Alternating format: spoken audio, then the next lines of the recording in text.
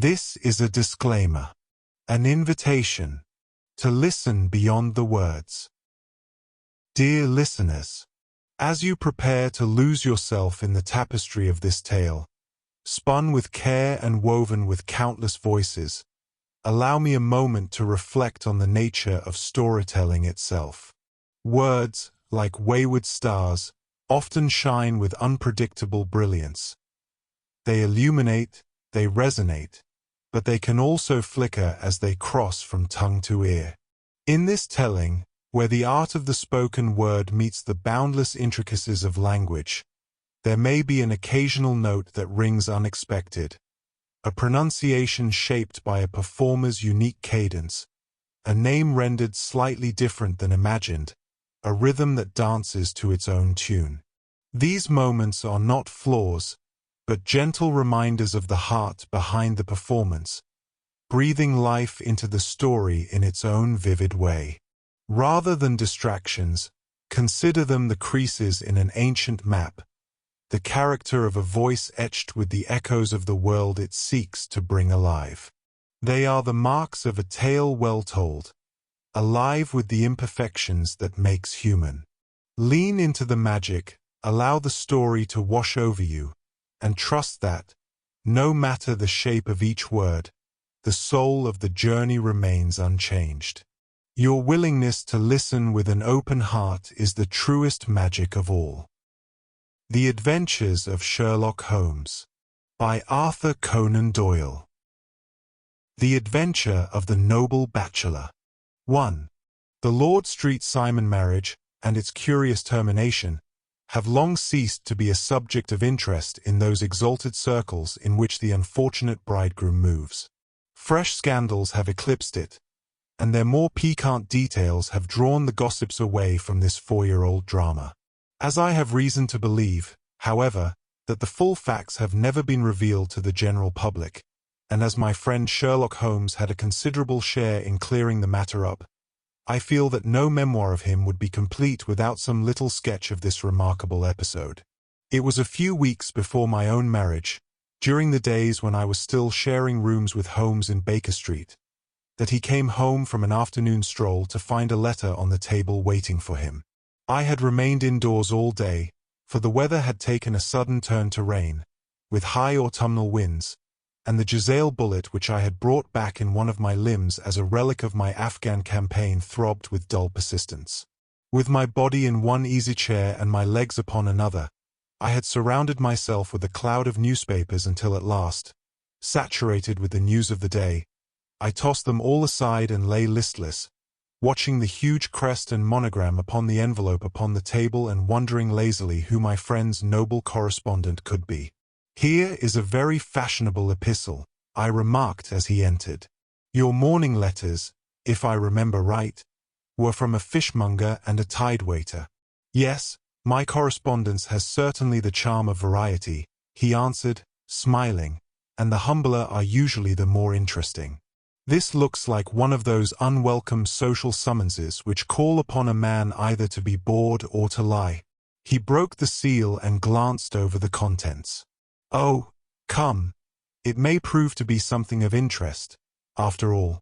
Not social, then?" "No, distinctly professional. And from a noble client. One of the highest in England. My dear fellow, I congratulate you.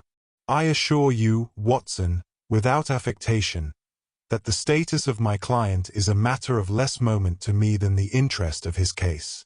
It is just possible, however, that also may not be wanting in this new investigation.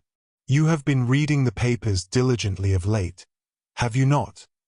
"It looks like it," said I ruefully, pointing to a huge bundle in the corner. "I have had nothing else to do. It is fortunate, for you will perhaps be able to post me up." I read nothing except the criminal news and the agony column. The latter is always instructive. But if you have followed recent events so closely, you must have read about Lord Street Simon and his wedding. "Oh, yes, with the deepest interest." "That is well. The letter which I hold in my hand is from Lord Street Simon. I will read it to you, and in return you must turn over these papers and let me have whatever bears upon the matter. This is what he says. My dear Mr. Sherlock Holmes, Lord Backwater tells me that I may place implicit reliance upon your judgment and discretion. I have determined, therefore, to call upon you and to consult you in reference to the very painful event which has occurred in connection with my wedding. Mr. Lestrade, of Scotland Yard, is acting already in the matter, but he assures me that he sees no objection to your cooperation, and that he even thinks that it might be of some assistance. I will call at 4 o'clock in the afternoon, and, should you have any other engagement at that time, I hope that you will postpone it, as this matter is of paramount importance.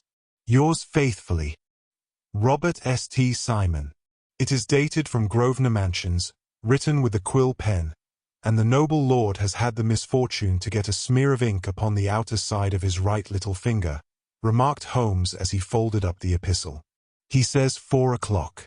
It is 3 now. He will be here in an hour. Then I have just time, with your assistance, to get clear upon the subject. Turn over those papers and arrange the extracts in their order of time, while I take a glance as to who our client is. He picked a red-covered volume from a line of books of reference beside the mantelpiece. Here he is, said he, sitting down and flattening it out upon his knee. Lord Robert Walsingham de Vere Street Simon, second son of the Duke of Balmoral. Arms, azure, 3 caltrops in chief over a fess sable. Born in 1846. His 41 years of age, which is mature for marriage. Was Under-Secretary for the Colonies in a late administration. The Duke, his father, was at one time Secretary for Foreign Affairs. They inherit Plantagenet blood by direct descent, and Tudor on the distaff side. Well, there is nothing very instructive in all this. I think that I must turn to you, Watson, for something more solid. I have very little difficulty in finding what I want, said I, for the facts are quite recent, and the matter struck me as remarkable. I feared to refer them to you, however, as I knew that you had an inquiry on hand and that you disliked the intrusion of other matters. Oh, you mean the little problem of the Grosvenor Square furniture van. That is quite cleared up now, though, indeed, it was obvious from the first. Pray give me the results of your newspaper selections. Here is the first notice which I can find. It is in the personal column of the Morning Post, and dates, as you see, some weeks back. A marriage has been arranged, it says, and will, if rumor is correct, very shortly take place, between Lord Robert St. Simon, second son of the Duke of Balmoral, and Miss Hattie Doran, the only daughter of Aloysius Doran, Esquire, of San Francisco, California, USA. That is all. Terse and to the point, remarked Holmes, stretching his long, thin legs towards the fire. There was a paragraph amplifying this in one of the society papers of the same week. Here it is. There will soon be a call for protection in the marriage market, for the present free trade principle appears to tell heavily against our home product. One by one the management of the noble houses of Great Britain is passing into the hands of our fair cousins from across the Atlantic. An important addition has been made during the last week to the list of the prizes which have been borne away by these charming invaders. Lord St. Simon, who has shown himself for over 20 years proof against the little god's arrows, has now definitely announced his approaching marriage with Miss Hattie Doran, the fascinating daughter of a California millionaire. Miss Doran, whose graceful figure and striking face attracted much attention at the Westbury House festivities, is an only child, and it is currently reported that her dowry will run to considerably over the 6 figures, with expectancies for the future. As it is an open secret that the Duke of Balmoral has been compelled to sell his pictures within the last few years, and as Lord St. Simon has no property of his own save the small estate of Birchmoor, it is obvious that the Californian heiress is not the only gainer by an alliance which will enable her to make the easy and common transition from a Republican lady to a British peeress. Anything else? Asked Holmes, yawning. Oh, yes, plenty. Then there is another note in the Morning Post to say that the marriage would be an absolutely quiet one, that it would be at St. George's, Hanover Square, that only half a dozen intimate friends would be invited, and that the party would return to the furnished house at Lancaster Gate which has been taken by Mr. Aloysius Doran.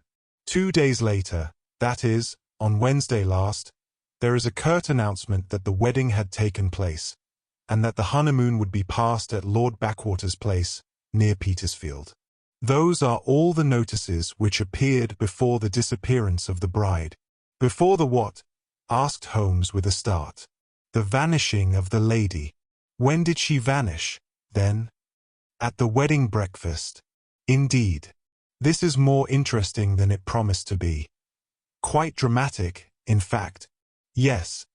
It struck me as being a little out of the common. They often vanish before the ceremony, and occasionally during the honeymoon. But I cannot call to mind anything quite so prompt as this. Pray let me have the details. I warn you that they are very incomplete. Perhaps we may make them less so. Such as they are set forth in a single article of a morning paper of yesterday, which I will read to you. It is headed, Singular Occurrence at a Fashionable Wedding. The family of Lord Robert St. Simon has been thrown into the greatest consternation by the strange and painful episodes which have taken place in connection with his wedding. The ceremony, as shortly announced in the papers of yesterday, occurred on the previous morning. But it is only now that it has been possible to confirm the strange rumors which have been so persistently floating about. In spite of the attempts of the friends to hush the matter up, so much public attention has now been drawn to it that no good purpose can be served by affecting to disregard what is a common subject for conversation. The ceremony, which was performed at St. George's, Hanover Square, was a very quiet one, no one being present save the father of the bride, Mr. Aloysius Doran, the Duchess of Balmoral, Lord Backwater, Lord Eustace and Lady Clara St. Simon, the younger brother and sister of the bridegroom, and Lady Alicia Whittington. The whole party proceeded afterwards to the house of Mr. Aloysius Doran, at Lancaster Gate, where breakfast had been prepared. It appears that some little trouble was caused by a woman, whose name has not been ascertained, who endeavored to force her way into the house after the bridal party, alleging that she had some claim upon Lord St. Simon. It was only after a painful and prolonged scene that she was ejected by the butler and the footman. The bride, who had fortunately entered the house before this unpleasant interruption, had sat down to breakfast with the rest, when she complained of a sudden indisposition and retired to her room. Her prolonged absence having caused some comment, her father followed her, but learned from her maid that she had only come up to her chamber for an instant, caught up an ulster and bonnet, and hurried down to the passage. One of the footmen declared that he had seen a lady leave the house thus apparelled, but had refused to credit that it was his mistress, believing her to be with the company. On ascertaining that his daughter had disappeared, Mr. Aloysius Doran, in conjunction with the bridegroom, instantly put themselves in communication with the police, and very energetic inquiries are being made, which will probably result in a speedy clearing up of this very singular business. Up to a late hour last night, however, nothing had transpired as to the whereabouts of the missing lady. There are rumors of foul play in the matter, and it is said that the police have caused the arrest of the woman who had caused the original disturbance, in the belief that, from jealousy or some other motive, she may have been concerned in the strange disappearance of the bride. And is that all? Only one little item in another of the morning papers, but it is a suggestive one, and it is that Miss Flora Miller, the lady who had caused the disturbance, has actually been arrested. It appears that she was formerly a danseuse at the Allegro, and that she has known the bridegroom for some years. There are no further particulars, and the whole case is in your hands now, so far as it has been set forth in the public press, and an exceedingly interesting case it appears to be.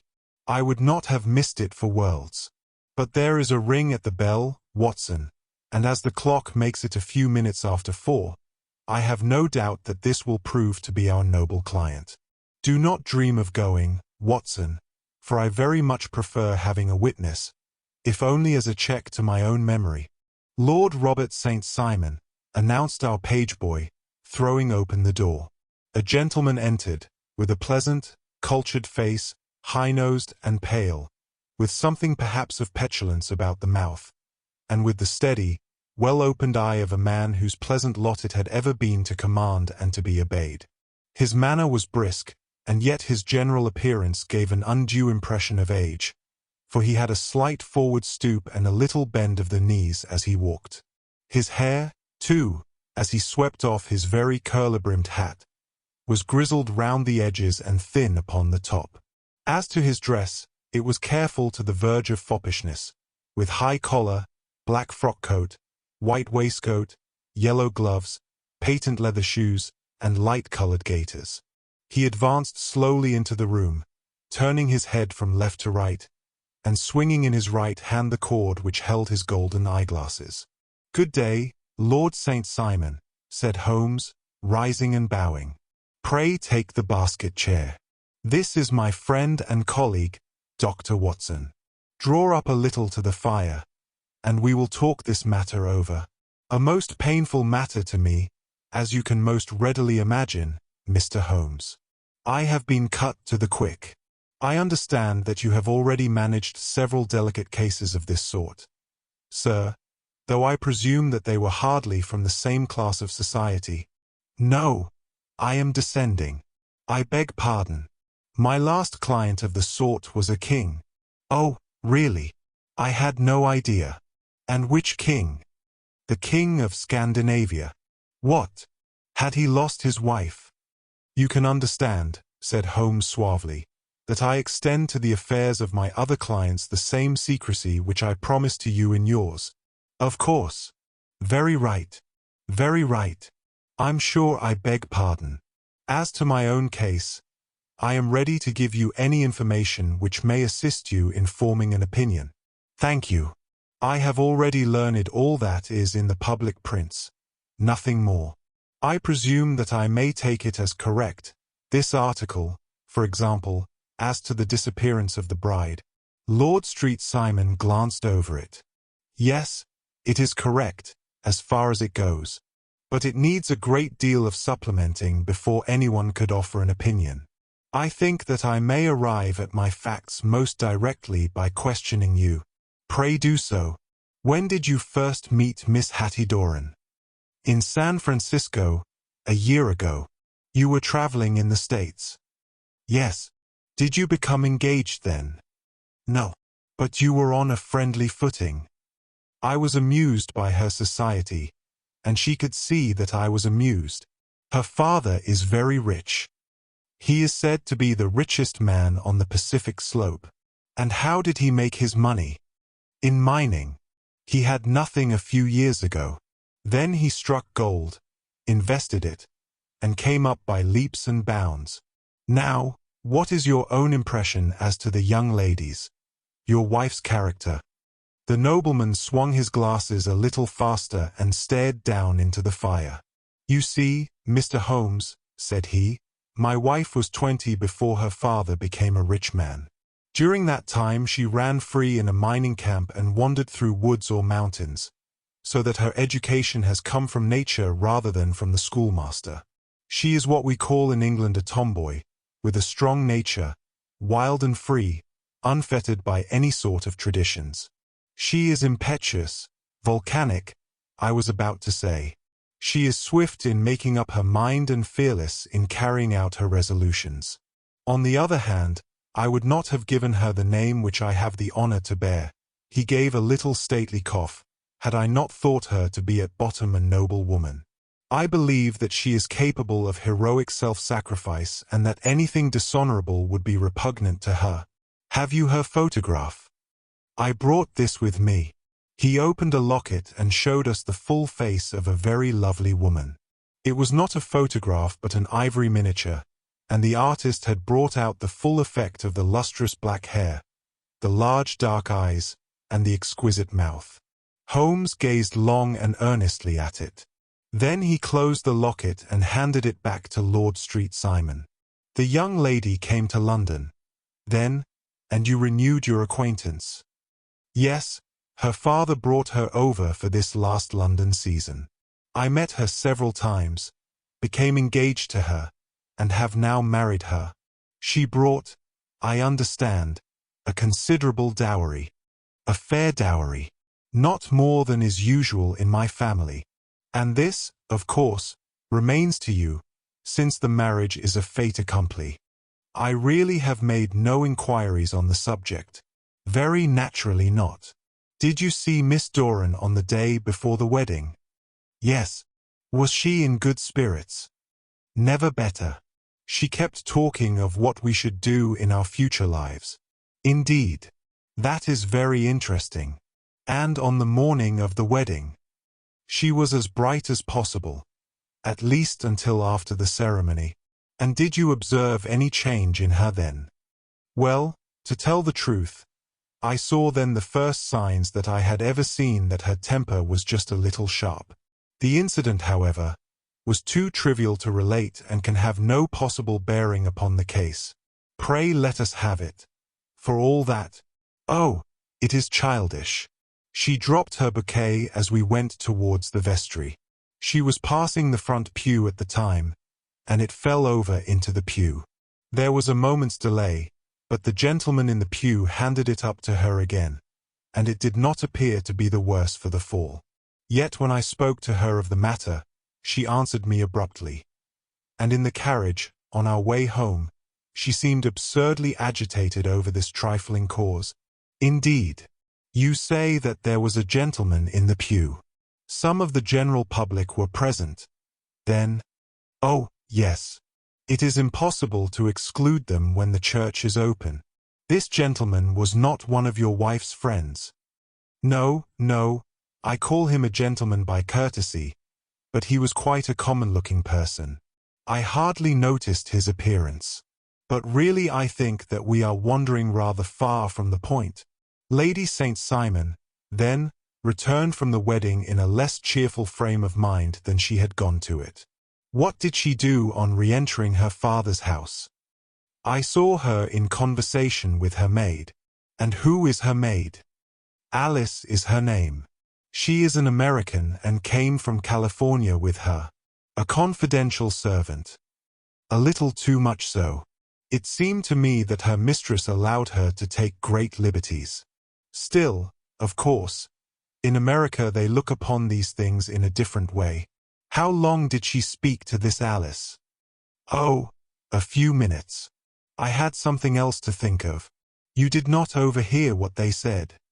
Lady St. Simon said something about jumping a claim. She was accustomed to use slang of the kind. I have no idea what she meant. American slang is very expressive sometimes. And what did your wife do when she finished speaking to her maid? She walked into the breakfast room. On your arm? No, alone. She was very independent in little matters like that. Then, after we had sat down for 10 minutes or so, she rose hurriedly, muttered some words of apology, and left the room. She never came back. But this maid, Alice, as I understand, deposes that she went to her room, covered her bride's dress with a long ulster, put on a bonnet, and went out. Quite so. And she was afterwards seen walking into Hyde Park in company with Flora Miller, a woman who is now in custody, and who had already made a disturbance at Mr. Doran's house that morning. Ah, yes. I should like a few particulars as to this young lady, and your relations to her. Lord St. Simon shrugged his shoulders and raised his eyebrows. We have been on a friendly footing for some years. I may say on a very friendly footing. She used to be at the Allegro. I have not treated her ungenerous, and she had no just cause of complaint against me. But you know what women are, Mr. Holmes. Flora was a dear little thing, but exceedingly hot-headed and devotedly attached to me. She wrote me dreadful letters when she heard that I was about to be married, and, to tell the truth, the reason why I had the marriage celebrated so quietly was that I feared lest there might be a scandal in the church. She came to Mr. Doran's door just after we returned, and she endeavored to push her way in, uttering very abusive expressions towards my wife, and even threatening her. but I had foreseen the possibility of something of the sort, and I had 2 police fellows there in private clothes, who soon pushed her out again. She was quiet when she saw that there was no good in making a row. Did your wife hear all this? No, thank goodness, she did not. And she was seen walking with this very woman afterwards. Yes, that is what Mr. Lestrade, of Scotland Yard, looks upon as so serious. It is thought that Flora decoyed my wife out and laid some terrible trap for her. Well, it is a possible supposition. You think so, too? I did not say a probable one. But you do not yourself look upon this as likely. I do not think Flora would hurt a fly. Still, jealousy is a strange transformer of characters. Pray, what is your own theory as to what took place? Well, really, I came to seek a theory, not to propound one. I have given you all the facts. Since you ask me, however, I may say that it has occurred to me as possible that the excitement of this affair, the consciousness that she had made so immense a social stride, had the effect of causing some little nervous disturbance in my wife. In short, that she had become suddenly deranged. Well, really, when I consider that she has turned her back, I will not say upon me, but upon so much that many have aspired to without success, I can hardly explain it in any other fashion. Well, certainly that is also a conceivable hypothesis, said Holmes, smiling. And now, Lord St. Simon, I think that I have nearly all my data. May I ask whether you were seated at the breakfast table so that you could see out of the window? We could see the other side of the road and the park. Quite so. Then I do not think that I need to detain you longer. I shall communicate with you. Should you be fortunate enough to solve this problem, said our client, rising. I have solved it. Eh? What was that? I say that I have solved it. Where, then, is my wife? That is a detail which I shall speedily supply. Lord St. Simon shook his head. I am afraid that it will take wiser heads than yours or mine, he remarked, and bowing in a stately, old-fashioned manner he departed. It is very good of Lord St. Simon to honor my head by putting it on a level with his own, said Sherlock Holmes, laughing. I think that I shall have a whiskey and soda and a cigar after all this cross-questioning. I had formed my conclusions as to the case before our client came into the room. My dear Holmes, I have notes of several similar cases, though none, as I remarked before, which were quite as prompt. My whole examination served to turn my conjecture into a certainty. Circumstantial evidence is occasionally very convincing, as when you find a trout in the milk, to quote Thoreau's example. But I have heard all that you have heard, without, however, the knowledge of pre-existing cases which serves me so well. There was a parallel instance in Aberdeen some years back, and something on very much the same lines at Munich the year after the Franco-Prussian War. It is one of these cases. But, hello, here is Lestrade. Good afternoon, Lestrade. You will find an extra tumbler upon the sideboard, and there are cigars in the box. The official detective was attired in a pea-jacket and cravat, which gave him a decidedly nautical appearance, and he carried a black canvas bag in his hand. With a short greeting he seated himself and lit the cigar which had been offered to him. "What's up, then?" asked Holmes with a twinkle in his eye. "You look dissatisfied, and I feel dissatisfied. It is this infernal St. Simon marriage case. I can make neither head nor tail of the business. Really, you surprise me. Who ever heard of such a mixed affair? Every clue seems to slip through my fingers. I have been at work upon it all day, and very wet it seems to have made you," said Holmes, laying his hand upon the arm of the pea-jacket. "Yes, I have been dragging the Serpentine. In heaven's name, what for?" "In search of the body of Lady St. Simon." Sherlock Holmes leaned back in his chair and laughed heartily. "Have you dragged the basin of Trafalgar Square fountain?" he asked. "Why? What do you mean?" Because you have just as good a chance of finding this lady in the one as in the other. Lestrade shot an angry glance at my companion. I suppose you know all about it, he snarled. Well, I have only just heard the facts, but my mind is made up. Oh, indeed. Then you think that the serpentine plays no part in the matter? I think it very unlikely. Then perhaps you will kindly explain how it is that we found this in it. He opened his bag as he spoke, and tumbled onto the floor a wedding dress of watered silk, a pair of white satin shoes and a bride's wreath and veil, all discolored and soaked in water. There, said he, putting a new wedding ring upon the top of the pile. There is a little nut for you to crack, Master Holmes. Oh, indeed, said my friend, blowing blue rings into the air. You dragged them from the serpentine? No. They were found floating near the margin by a park keeper. They have been identified as her clothes, and it seemed to me that if the clothes were there the body would not be far off. By the same brilliant reasoning, every man's body is to be found in the neighborhood of his wardrobe. And pray what did you hope to arrive at through this? At some evidence implicating Flora Miller in the disappearance. I am afraid that you will find it difficult. Are you, indeed, now? Cried Lestrade with some bitterness. I am afraid, Holmes, that you are not very practical with your deductions and your inferences. You have made 2 blunders in as many minutes. This dress does implicate Miss Flora Miller. And how? In the dress is a pocket. In the pocket is a card case. In the card case is a note. And here is the very note. He slapped it down upon the table in front of him. Listen to this. You will see me when all is ready.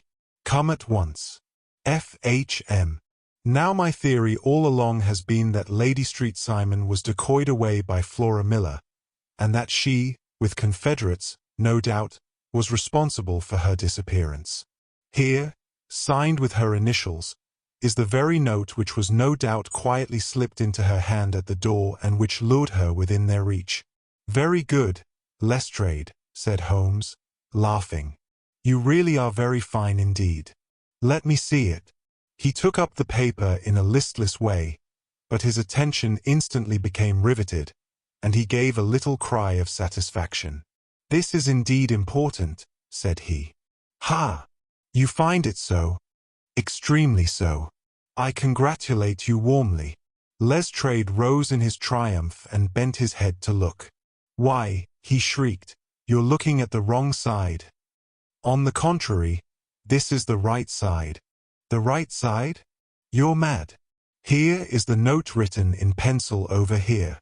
And over here is what appears to be the fragment of a hotel bill, which interests me deeply. There's nothing in it. I looked at it before, said Lestrade. October 4th, rooms 8, breakfast 2s. 6D, cocktail 1s, lunch 2s. 6D, glass sherry, 8D. I see nothing in that. Very likely not. It is most important, all the same. As to the note, it is important also, or at least the initials are. So I congratulate you again. I've wasted time enough, said Lestrade, rising. I believe in hard work and not in sitting by the fire spinning fine theories. Good day, Mr. Holmes, and we shall see which gets to the bottom of the matter first. He gathered up the garments, thrust them into the bag, and made for the door. Just one hint to you, Lestrade, drawled Holmes before his rival vanished. I will tell you the true solution of the matter. Lady Street Simon is a myth. There is not, and there never has been, any such person. Lestrade looked sadly at my companion. Then he turned to me, tapped his forehead 3 times, shook his head solemnly, and hurried away. He had hardly shut the door behind him when Holmes rose to put on his overcoat. There is something in what the fellow says about outdoor work, he remarked, so I think, Watson, that I must leave you to your papers for a little. It was after 5 o'clock when Sherlock Holmes left me, but I had no time to be lonely, for within an hour there arrived a confectioner's man with a very large flat box. This he unpacked with the help of a youth whom he had brought with him, and presently, to my very great astonishment, a quite Epicurean little cold supper began to be laid out upon our humble lodging-house mahogany. There were a couple of brace of cold woodcock, a pheasant, a pâté de foie gras pie with a group of ancient and cobwebby bottles. Having laid out all these luxuries, my two visitors vanished away, like the genii of the Arabian Nights, with no explanation save that the things had been paid for and were ordered to this address. Just before 9 o'clock Sherlock Holmes stepped briskly into the room. His features were gravely set, but there was a light in his eye which made me think that he had not been disappointed in his conclusions. "They have laid the supper, then," he said, rubbing his hands. "You seem to expect company. They have laid for 5. "Yes, I fancy we may have some company dropping in," said he. "I am surprised that Lord St. Simon has not already arrived. Ha! I fancy that I hear his step now upon the stairs." It was indeed our visitor of the afternoon who came bustling in, dangling his glasses more vigorously than ever, and with a very perturbed expression upon his aristocratic features. "My messenger reached you, then?"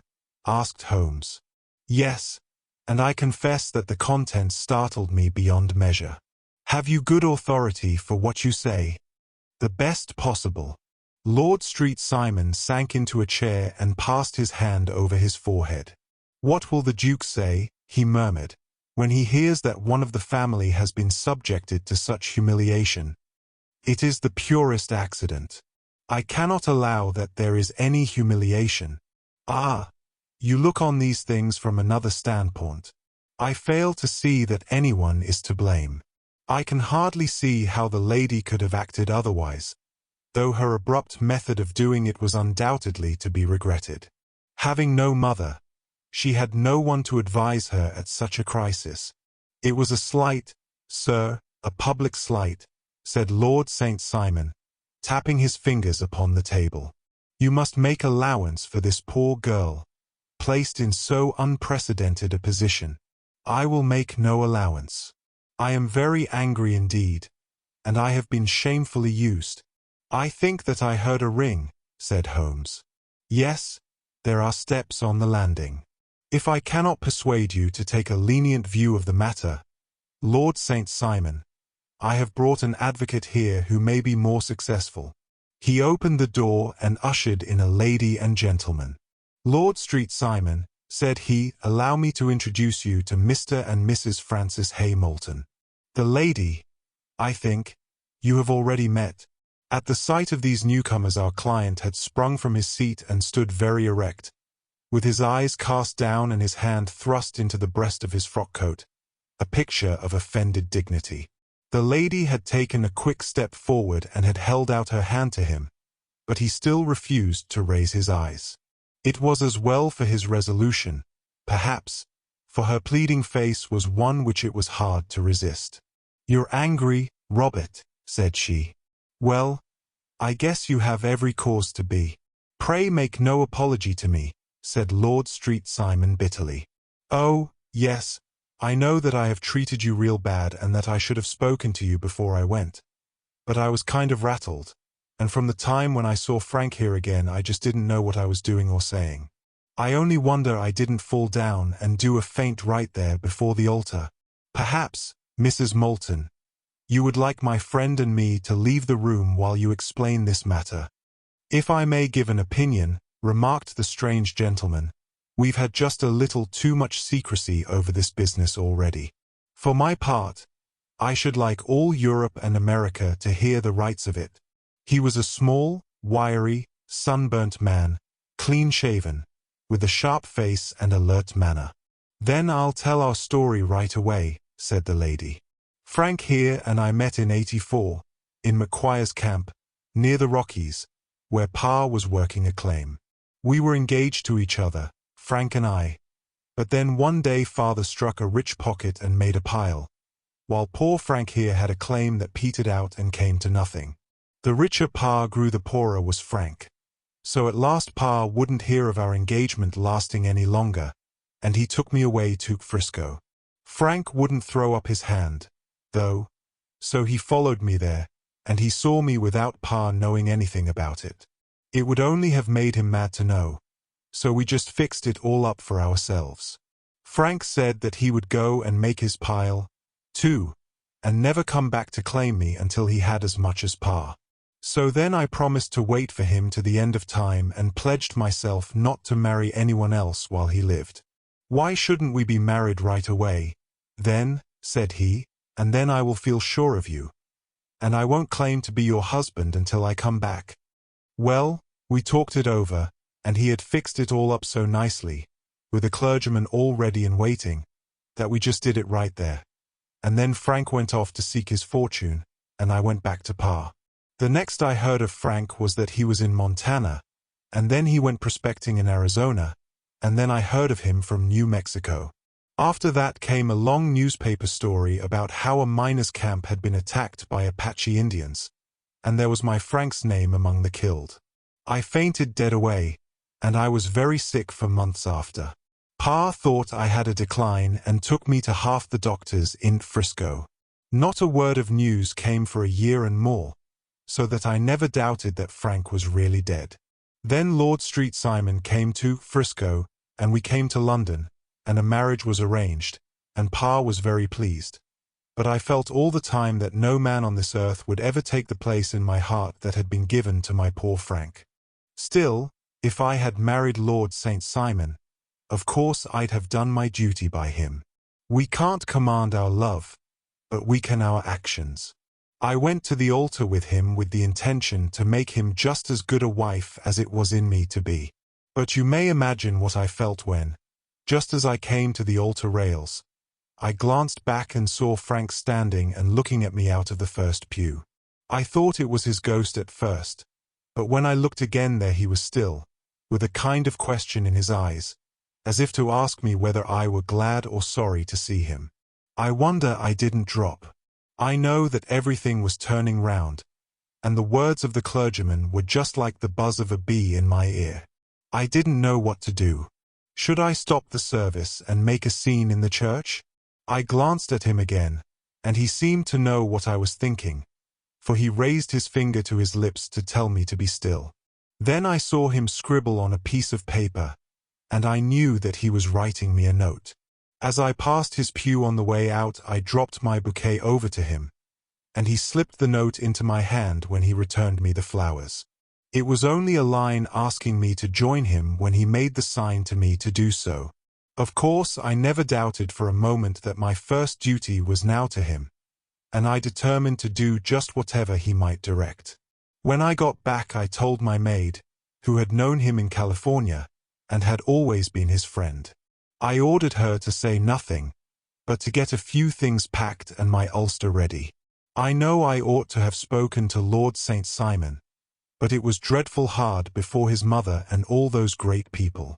I just made up my mind to run away and explain afterwards. I hadn't been at the table 10 minutes before I saw Frank out of the window at the other side of the road. He beckoned to me and then began walking into the park. I slipped out, put on my things, and followed him. Some woman came talking something or other about Lord Street Simon to me. Seemed to me from the little I heard as if he had a little secret of his own before marriage also, but I managed to get away from her and soon overtook Frank. We got into a cab together, and away we drove to some lodgings he had taken in Gordon Square, and that was my true wedding after all those years of waiting. Frank had been a prisoner among the Apaches, had escaped, came on to Frisco, found that I had given him up for dead and had gone to England, followed me there, and had come upon me at last on the very morning of my second wedding. I saw it in a paper, explained the American. It gave the name and the church but not where the lady lived. Then we had a talk as to what we should do, and Frank was all for openness. But I was so ashamed of it all that I felt as if I should like to vanish away and never see any of them again.